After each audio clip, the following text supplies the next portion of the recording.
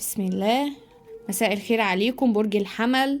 النهاردة الطاقة بتاعتك مع الوضع عاطفيا يا برج الحمل. برج الحمل بتعاني من انفصال شديد بينك وبين الشريك او بينك وبين الحبيب. عندك تدخل لأطراف هم السبب على فكرة يا برج الحمل في الانفصال بتاعكم.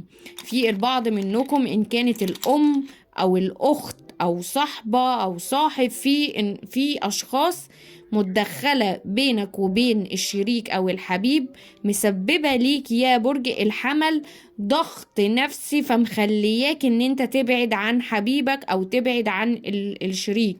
شايفة كمان ان البعض منكم عنده طاقة رجوع، عايز يرجع وعايز يفتح طاقة جديدة مع حبيبه، وعايز يبدأ صفحة جديدة خالص خالص جديدة مع الحبيب.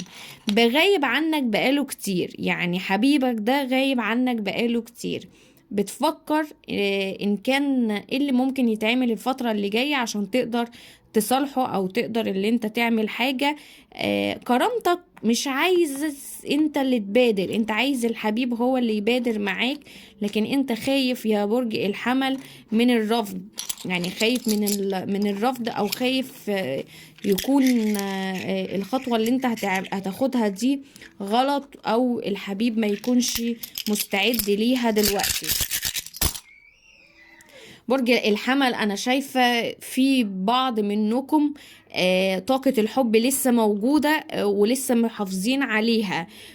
ان كنت بتفكر ان كان شريكك او حبيبك بيفكر فيك، ان كان زوج او خطيب خد اللي ينطبق عليك، لا هو لسه بيفكر فيك، ولسه رغم الظروف ورغم المشاكل اللي حواليك يا برج الحمل، رغم كل ده هو لسه محافظ على الطاقة بتاعته، ولسه محافظ ان انتوا ترجعوا تاني مع بعض، ولسه عايز يشوفك يا برج الحمل في الطاقة بتاعته وفي المشاعر بتاعته، مش عايز يتخلى او مش عايز يبعد.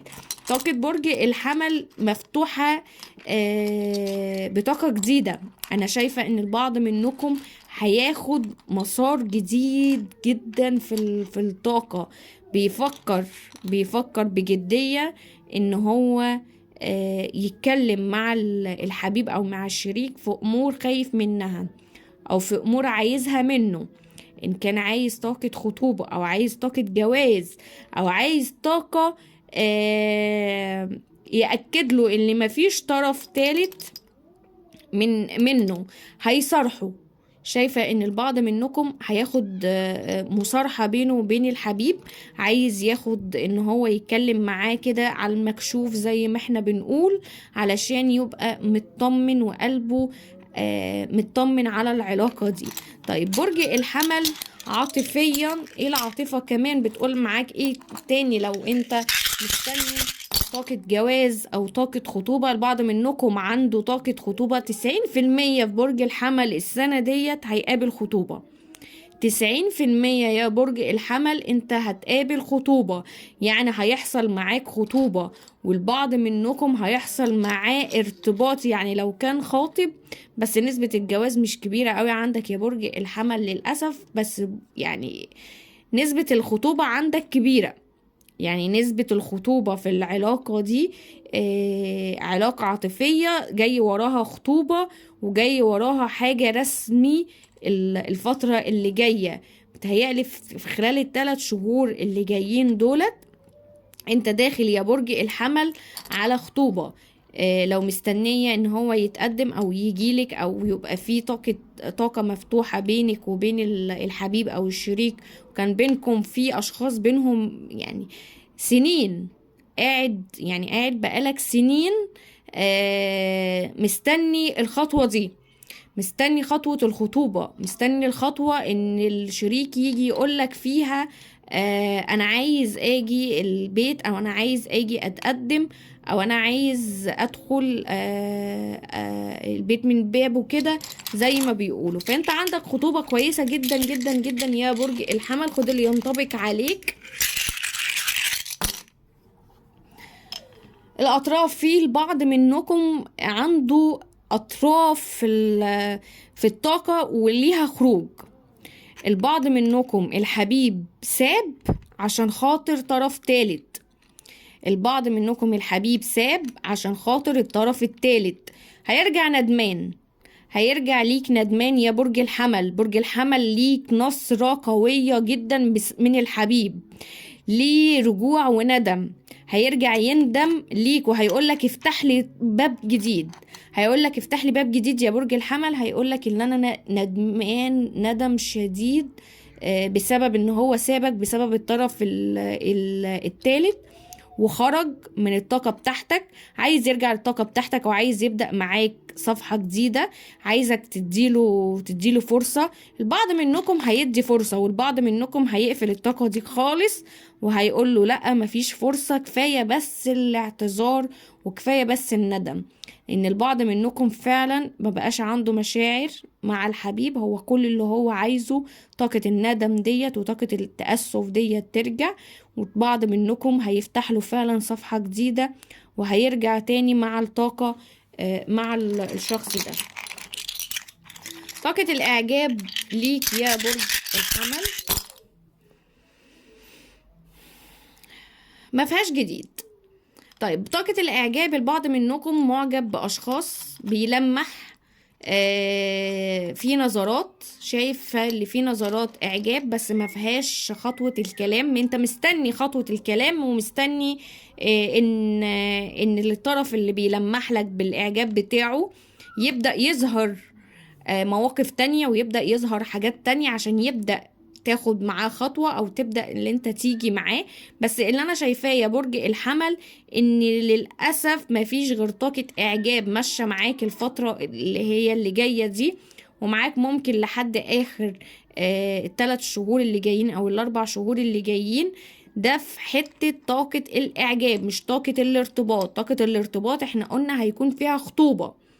طاقة الارتباط 90% فيها خطوبة. طاقة الإعجاب زي ما هي طاقة الإعجاب عندك ماشية بطيء. يعني الشخص اللي انت معجب بيه وهو معجب بيك في بينكم نظرات فقط، في بينكم تلمحات فقط، لكن مفيش بينكم خطوة، مفيش بينكم حاجة يعني داخلة معدية الطاقة دي. تعال نشوف طاقة الطلاق والانفصال مع برج الحمل. ما شاء الله في برج الحمل لا في رجوع كتير. في برج الحمل رجوع كتير. في بيوت بتتفتح تاني رغم اللي هي كانت متقفلة بقالها سنين او بقالها فترة. ويمكن في كمان طاقات واقفة على طلاق او واقفة في محاكم، بينهم محاكم او في بينهم طلاق. لكن انا شايفة ان في بينكم لا رجوع كمان بينكم كويس. ده الرجوع داخل كأنه بيت جديد، يعني كأن ان انتوا بتعملوا بيت جديد رغم البيت اللي اتقفل او انتوا حسيتوا ان الدنيا خلاص بتاعتكم اتقفلت. لكن انا شايفة ان في بيت جديد معاك يا برج الحمل، والبيت هيبقى كويس وفي استقرار بينكم كويس وفي امور ماشية بينك وبين الشريك معاك كويس جدا. طيب العاطفة بتقول يا برج الحمل احذر احذر احذر من اي قرار يخص الابتعاد عن الشريك الفترة دي. لاني انا شايفة ان البعض منكم في فعلا ارتباط رسمي بقالكم سنين مع بعض وبتقول خلاص انا زهقت ومش هياخد خطوة، انا انسحب احسن. لكن لا، انت في بينك وبينه ارتباط السنة دي، في بينك وبينه خطوبة السنة دي يا برج الحمل.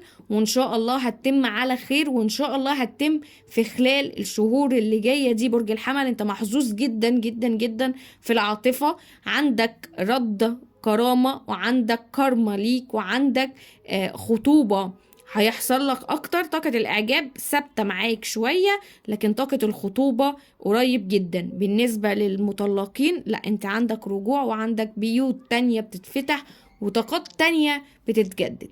برج الحمل نتمنى ليك عاطفة بخير. يوجد قراءات خاصة للي حابب القراءة على الخاص.